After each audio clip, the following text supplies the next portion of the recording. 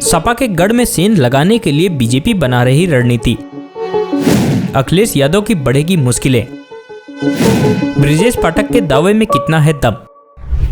नमस्कार दोस्तों, मैं रतन सिंह और आप सभी का ट्रिगर न्यूज में स्वागत है। उपचुनाव में आजमगढ़ और रामपुर संसदीय सीट जीतने वाली बीजेपी के हौसले बुलंद हैं। 2024 के लोकसभा चुनाव में बीजेपी की नजर सपा की गढ़ मानी जाने वाली सीट पर है। अखिलेश यादव की पत्नी डिंपल यादव के प्रतिनिधित्व वाली मैनपुरी सीट पर कमल खिलाने की रणनीति बनाई जा रही है। बीजेपी ने रायबरेली में भी सोनिया गांधी को मात देने का खास प्लान तैयार किया है। डिप्टी सीएम ब्रिजेश पाठक ने दावा किया है कि उत्तर प्रदेश में राहुल और प्रियंका गांधी का जादू नहीं चलेगा। लोकसभा चुनाव में भाई बहन करिश्मा नहीं दिखा पाएंगे। उन्होंने कहा, उत्तर प्रदेश में राहुल गांधी को लोग गंभीरता से नहीं लेते। राज्य में कांग्रेस और विपक्ष का खाता तक नहीं खुलेगा।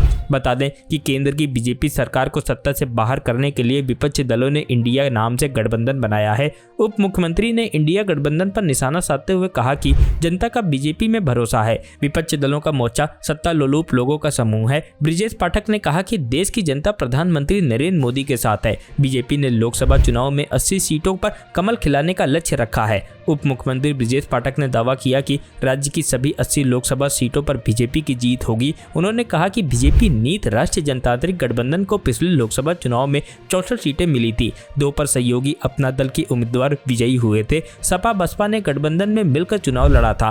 5 सीटों पर सपा का परचम लहराया और 10 लोकसभा सीट बसपा के खाते में गई। रायबरेली में कांग्रेस की पूर्व अध्यक्ष सोनिया गांधी चुनाव जीतने में कामयाब हुई थी। रामगढ़ और आजमगढ़ उपचुनाव में बीजेपी ने जीत का परचम लहराया। Bureau report, trigger news.